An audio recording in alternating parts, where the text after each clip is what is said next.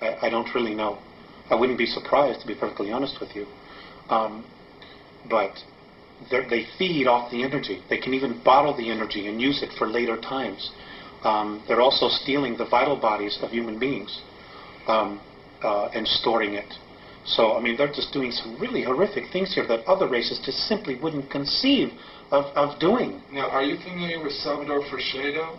No, never heard of him. Okay, he's a gentleman who proposes, he's a former Jesuit priest who proposes the idea that Colosseum-type sporting events are used to vampire energy off the crowds. I wouldn't at all be surprised.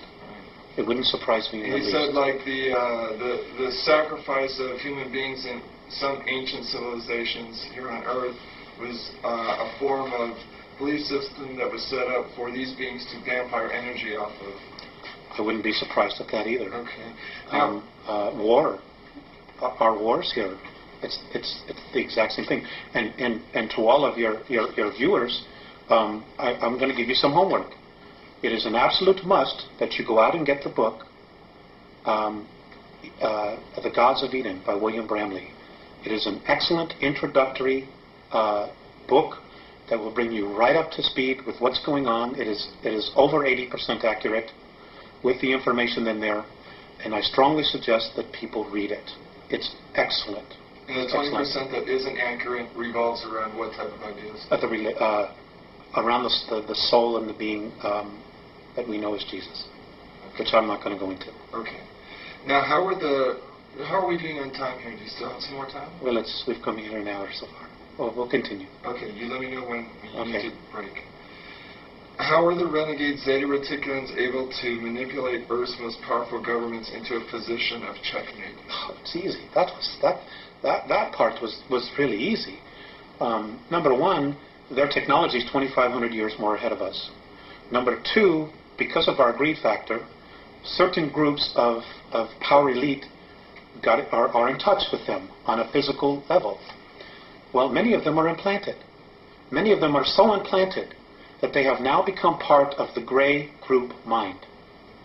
And the Andromedans no longer consider some of these human beings, Terrans as they call us, human at all anymore. They're nothing but clones for what the Greys want. And they pass down orders, they tell others what to do, and of course the chain of command that we've established on our planet is exactly what's happening. Also, playing on the greed factor, those who are still human, they look at the fact that, well, they're here, they're the rulers, we can still maintain our place of privilege in the world, so we'll form the new priesthood. We'll be the go-between between the workers and the gods, just like we saw in Babylon, in Assyria, Egypt.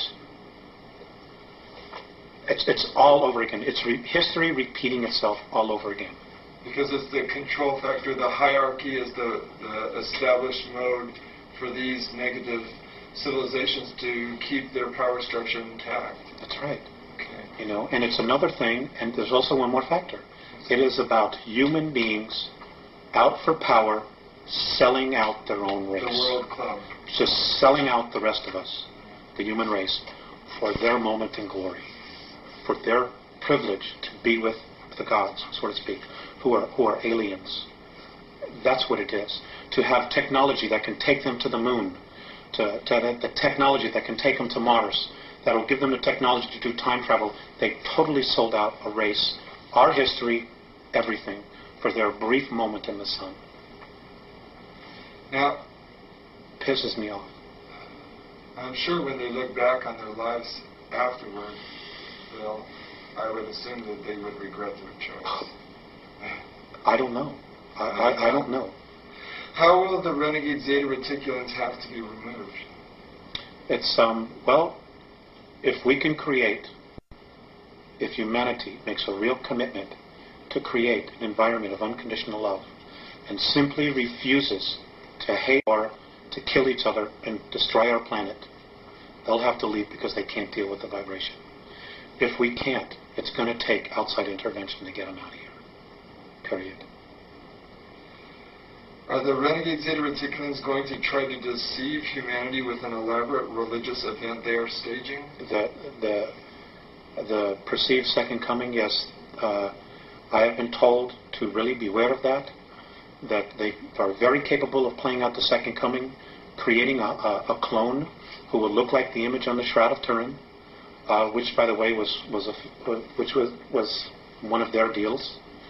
And this soul will have holographic imprints and information regarding all the world's religions. He won't have a soul. And yes, I mean, we've been led down this path of the book of Revelations, that this is God's word. This is the way it has to happen. And you know what? God didn't write the Bible. Man wrote the Bible. Period. ETs didn't write the Bible, but some ETs did tell those souls, those men, what to write. And we have been led down this path where we totally will succumb our free will to become subservient. And I'm not here to offend anybody, but really think about it. Really think about, what we've done and what our history has been. We've been to this place so many times before, and we still haven't gotten it right. And we're still not going to get it right unless we do it as a race and just cut out all the crap. Period. Now, that leads me, I'm going to jump a question. Do they have control of the world media? Greed does. Greed does. But a lot of the I don't know if it's them themselves. Well, the programming is being introduced, and it is mankind that is introducing it to the masses. So it's the people that are selling out, basically. That's it. It's the new priesthood.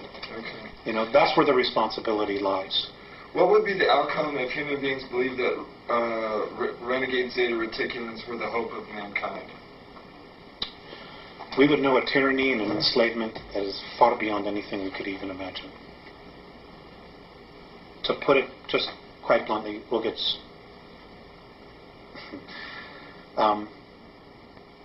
never be free again.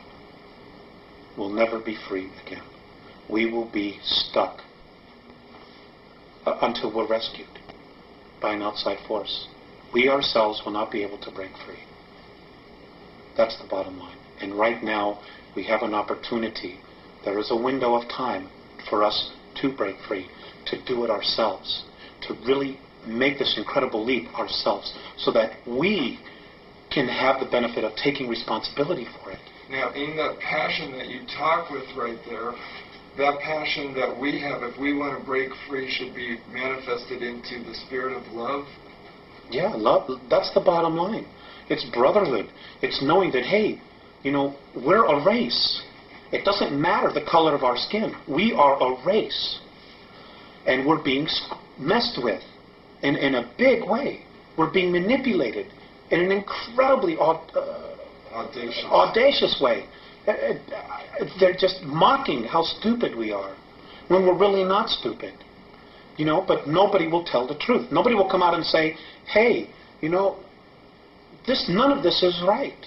We would have never meant to live this way. And they had no right to come down here and mess with us the way they've done that. And the real strength in us, in our own permanent evolvement as a race, will come from us standing up, taking a stand and saying, you know what? No way. We're not going to do this. We're not going to destroy ourselves for your enjoyment so you can feed off of us. You have no right to manipulate our governments, to create wars. None of this was right. And that's it.